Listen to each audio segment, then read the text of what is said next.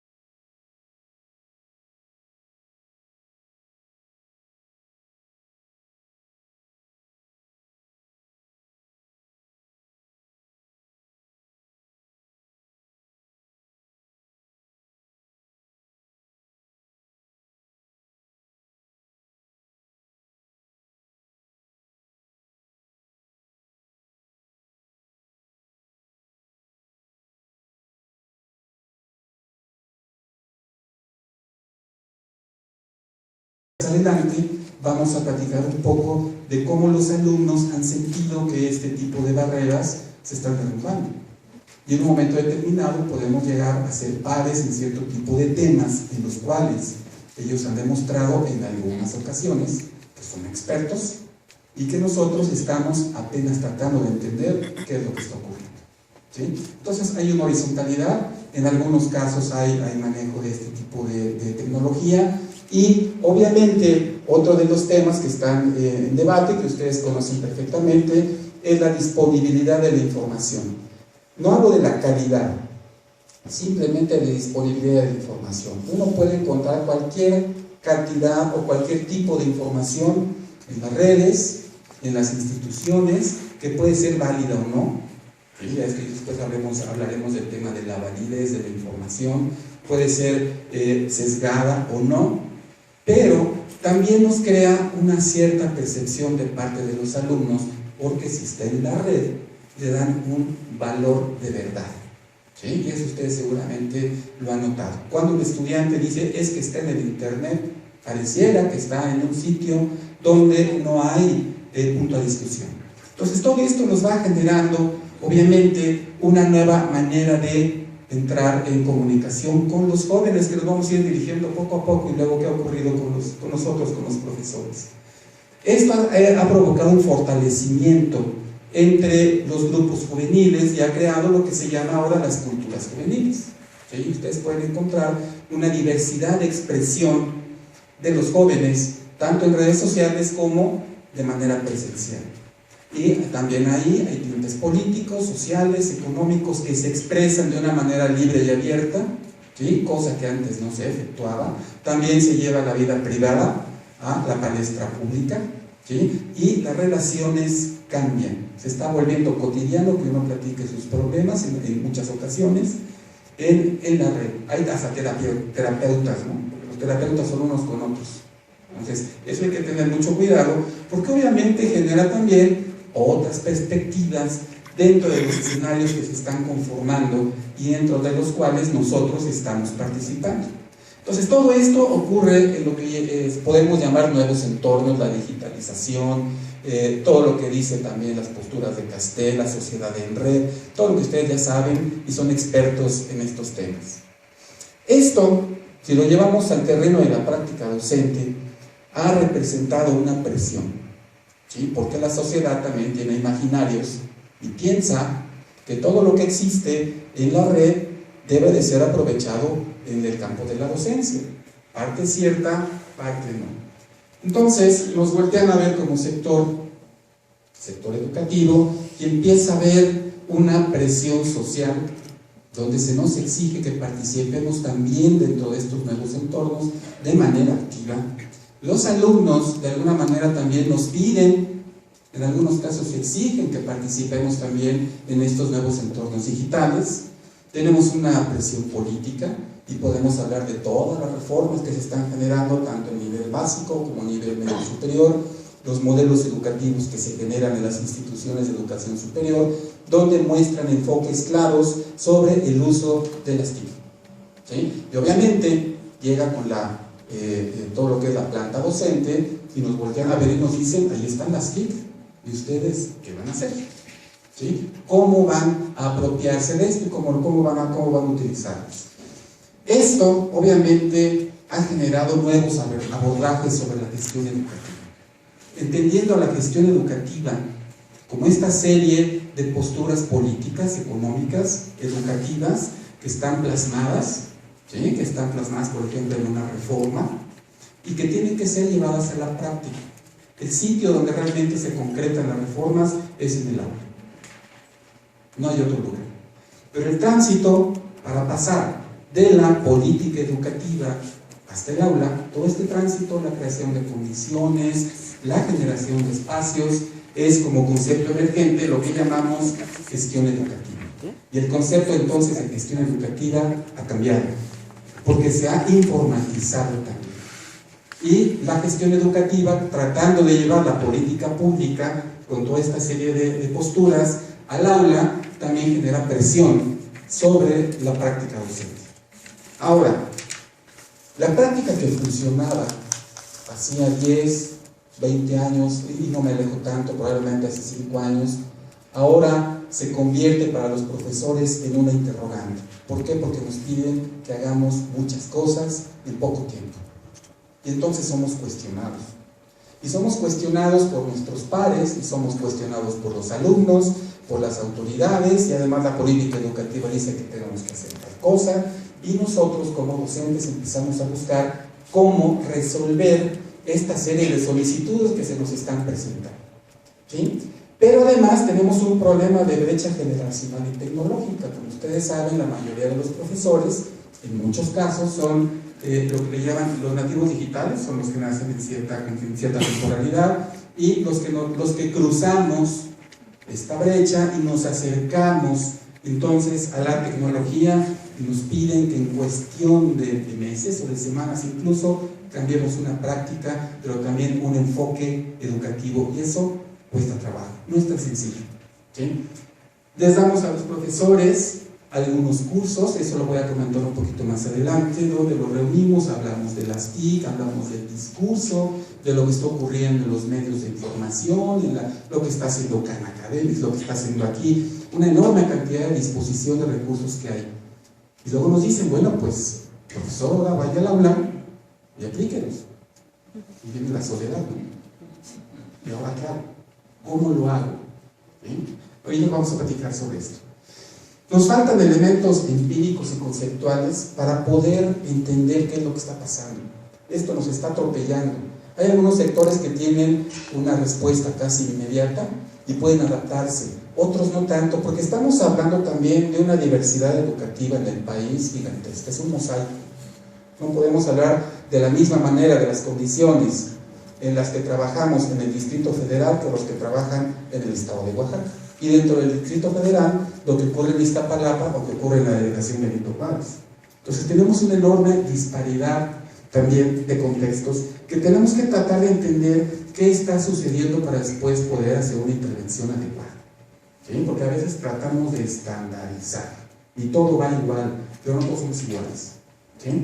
Bueno, entonces esta parte de falta de elementos empíricos y conceptuales tiene que ser algo que tiene que ser resuelto por nosotros, pero obviamente el trabajo o el concurso con las personas que deberían estarnos apoyando o generar los dispositivos para que se nos apoye. El aprendizaje cambió, antes era unidireccional o de banquillo, como se decía por ahí, después se convirtió en bidireccional, porque el alumno de repente empezó también a decir existo. No me quiero remontar al tiempo de la Universidad de Salamanca, donde únicamente el profesor hablaba y todo el mundo escuchaba, y si tenían dudas tenía que ser en un pasillo, ¿no? Porque el profesor él dictaba, el término, dictaba su cátedra, todo el mundo tenía que escuchar. Después hay un proceso bidireccional y nos quedamos enganchados con esa propuesta. Pero resulta ser que ahora los jóvenes tienen un aprendizaje de 360 grados. No es nada más una cuestión entre el profesor y yo, sino que puedo voltear a distintos entornos y encuentro objetos de aprendizaje. Encuentro situaciones interesantes a las cuales puedo yo acceder y el profesor no está viendo. Porque está todavía, algunos casos, no quiero generalizar, en esta bidireccionalidad del proceso de enseñanza y aprendizaje. Cuando, por eso hablo de 360 grados, cuando volteamos al alrededor, encontramos una diversidad de entornos de aprendizaje. Bueno, ¿esto qué genera? Y vamos a hablar del aula. El aula se convierte entonces en un espacio de reflexión de la propia práctica, porque algo estoy haciendo bien o algo estoy haciendo mal, pero necesito saber qué estoy haciendo y cómo se llama. Porque a través de este código puedo yo comunicarme con mis pares y decir, estoy trabajando sobre un tema de aprendizaje significativo, pero tengo que tener claridad. Estamos trayendo conceptos del siglo pasado, ahora reconceptualizados en algunos casos, pero estamos hablando de lo mismo. Entonces lo que ocurre es que empiezo sobre la reflexión de mi práctica, sobre la tensión que puede generar con el estudiante, y aquí, ustedes lo habrán escuchado, las quejas de los maestros. Ya no leen, todo es visual, no son capaces de escribir un párrafo, tienen faltas de ortografía. Entonces vemos lo que está ocurriendo con el que tenemos enfrente, pero también nos meten una tensión porque decimos, ¿qué estoy haciendo? Porque sí lo pensamos. ¿De qué manera estoy yo trabajando con los jóvenes y estoy tratando de conectarme con ellos para lograr mejores aprendizajes? Eso crea mucha tensión y genera rupturas. Hay rupturas en la práctica, rupturas en la comunicación, y uno busca nuevos canales y nuevas formas de acercarse con los jóvenes.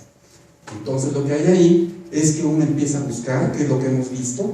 Tratamos los profesores de buscar nuevos entornos que nos ayuden a solucionar problemas, porque como les comento, pasamos de la política pública o del modelo educativo institucional al aula, al laboratorio, al taller, que ahí es donde las cosas se van complicando. Empezamos a buscar opciones de capacitación. Es lo primero que pensamos. ¿Dónde puedo tomar un curso? ¿Quién me puede hablar de un seminario sobre esto que está ocurriendo? Reconozco mis deficiencias digitales, ¿sí? Porque luego armamos cursos para profesores y no sabemos quién está ahí sentado enfrente y hablamos de la brecha digital cantidad de cosas. Y resulta ser que tenemos un buen número de colegas que se les dificulta mandar un adjunto en un correo. Es una realidad. Y luego no dicen nada porque se sienten pena. Entonces, ¿qué tenemos que hacer? Porque el discurso lo tienen y lo saben, ¿eh? Y necesitan actores. Y si les hablan de competencia, les hablan de Zabalza, de Tobón, bueno, y además disertan. Y cuando llegamos al aula, nuevamente, ¿qué caray? Sacan su cuaderno que los va a dictar. ¿Sí? Entonces, vuelvo a mi trinchera. Comienza esta elaboración de recursos didácticos que en muchos casos llega a ser sin sentido. Acabo yo de estar con un grupo de profesores bastante numeroso porque han salido a buscar a la red donde se pueden producir recursos digitales que puedan fortalecer sus clases. Entonces ellos se reúnen en la academia y me llevan, me muestran una serie de desarrollos que han hecho. ¿Qué problema hay? Me dicen, ¿sabe qué? Es que no sabemos ahora cómo aplicarlos. Y cuando uno empieza a ver la propuesta formativa que ellos generan, es la misma que hubieran hecho con el pizarrón, centrado en la enseñanza. Estamos cambiando simplemente las herramientas tradicionales por nuevas herramientas, pero el enfoque no cambia. Y obviamente cuando tratan de ensamblarlo con sus actividades docentes, no hay tal ensamble. Y viene la preocupación, es como ponerse a fabricar guantes de lana en Acapulco. Y luego vamos a ver cómo hacemos para colocarlos. La intención es parte de la atención. ¿Sí? ¿Cómo puedo responder? Empiezo a navegar, empiezo a buscar recursos, una plataforma que me ayuda a hacer una simulación de tiro parabólico, y entonces cuando revisamos con ellos cómo plantean la propuesta didáctica, es la misma que se tiene como si él estuviera en un pizarrón escribiendo. Y ahora el alumno dice, pues qué bonito, pero es lo mismo, porque ellos sí entienden perfectamente lo que está ocurriendo. Entonces empieza esta preocupación de los docentes para una mejor transferencia de la información, del conocimiento y atender al alumno y lograr la atención del alumno. Y aquí me detengo porque una preocupación enorme de los docentes con los que yo he platicado, no generalizo, recuerden, es que me dicen, no me hacen caso. O sea, logro retener su atención 15, 20 minutos y después el teléfono celular, la tableta, se asoma por la ventana, no me están haciendo caso. ¿Cómo hago yo para poder entonces lograr la atención del estudiante? Entonces, buscan tener buenas transferencias de información, pero la transferencia de información no es igual a la construcción y a la significación del conocimiento, son cosas totalmente distintas.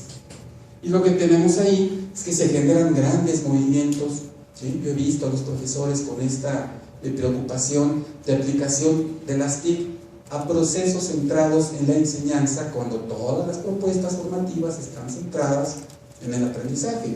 Y lo que ocurre es que lo que yo escribía en el pizarrón, ahora lo pongo en unas pantallas y lo pongo en el cañón. Alguna vez daba una plática y decía, tenemos toda una generación de profesores cañoneros, ¿verdad? Y además quitan el cañón y los desarman, porque traen todo. Pero lo que están haciendo es presentar lo que normalmente ellos dicen o dibujaban en el salón, ahora lo presentan en el cañón. No hay un concepto formativo, un concepto de aprendizaje claro. Digitalicen la información. También algunos colegas que tienen sus apuntes, porque no sé si ustedes han escuchado, digo que no, esa frase de yo tengo 30 años dando matemáticas y nadie me va a venir a decir cómo tengo que hacer. Nunca lo han escuchado, seguro. Entonces, cuando entramos en esta época, lo que hacen es que digitalizan los apuntes de hace 30 años y los suben a un blog y te dicen mi material didáctico está digitalizado y está disponible. El alumno ya lo puede imprimir.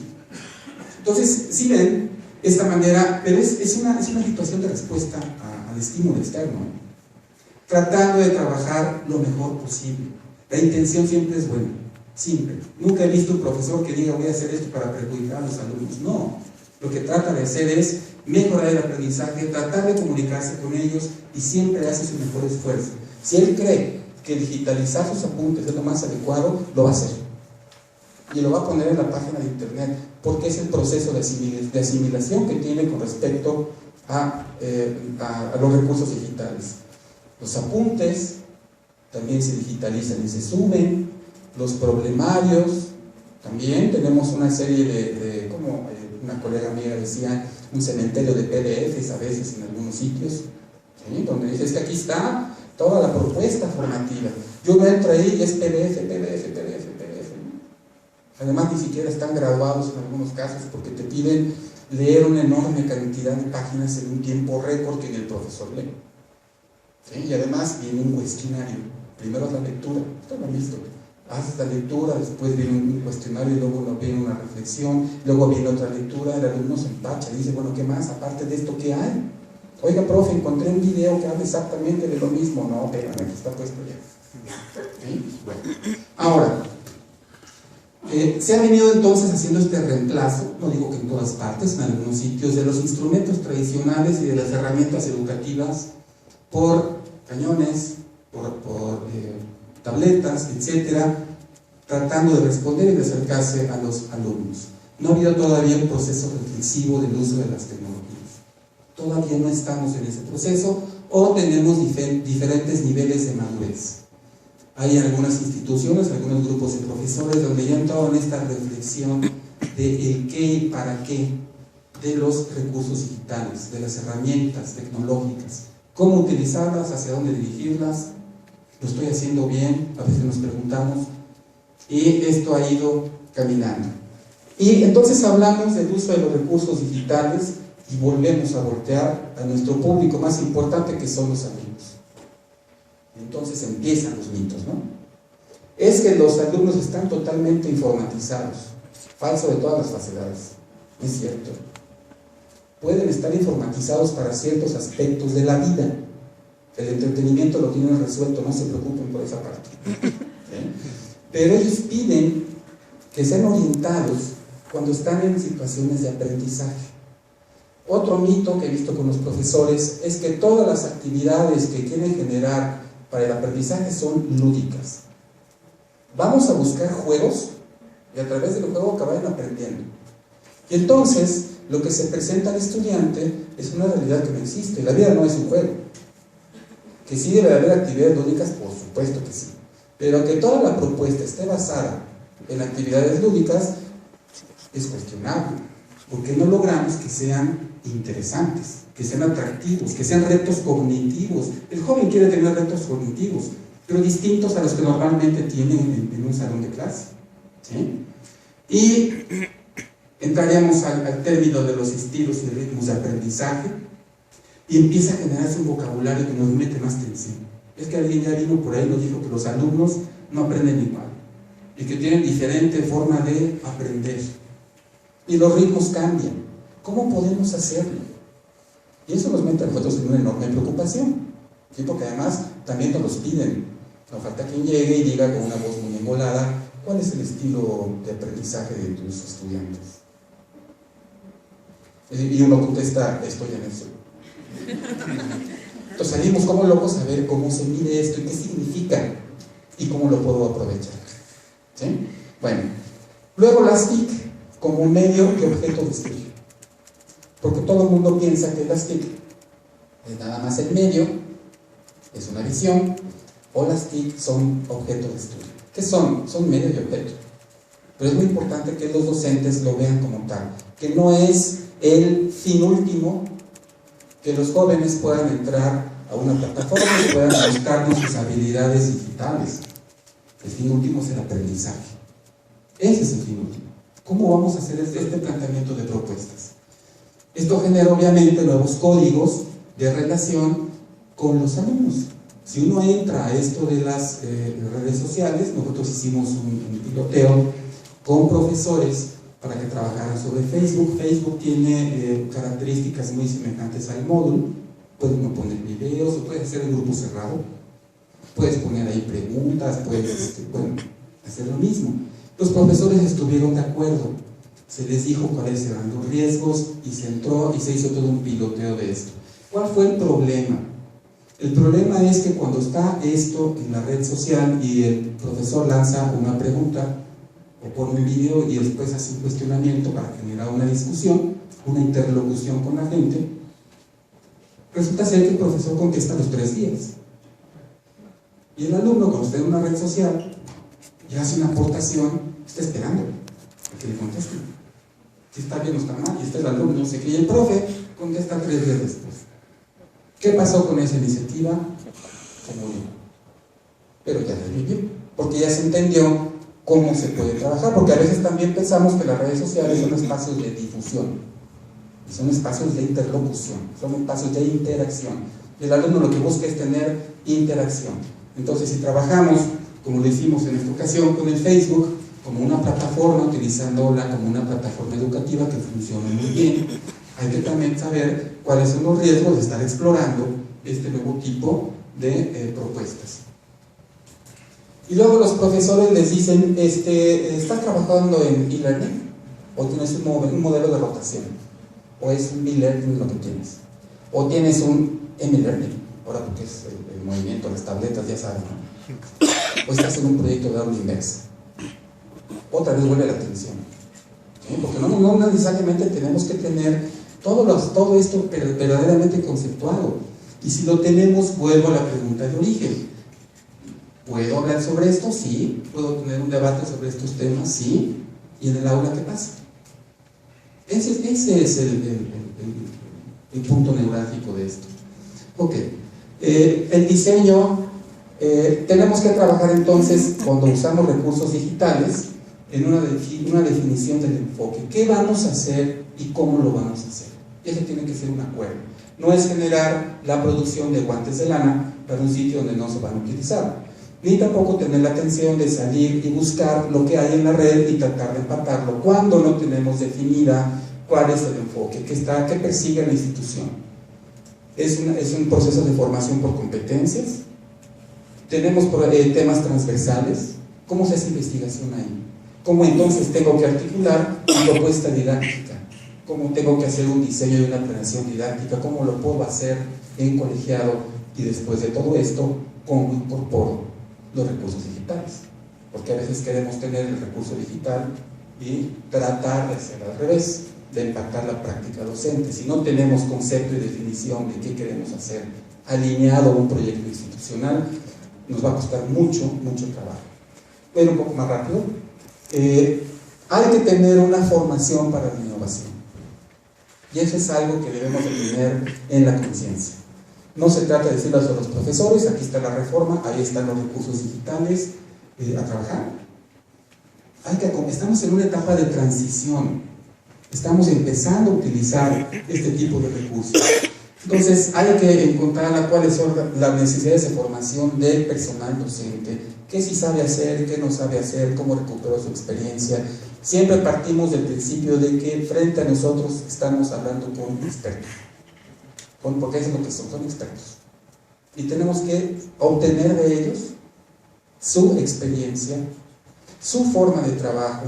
Entonces, a través del modelo educativo, la reforma, lo que ustedes quieran, presentarlo de una manera distinta, no olvidando a nuestro principal consumidor, que es el estudiante.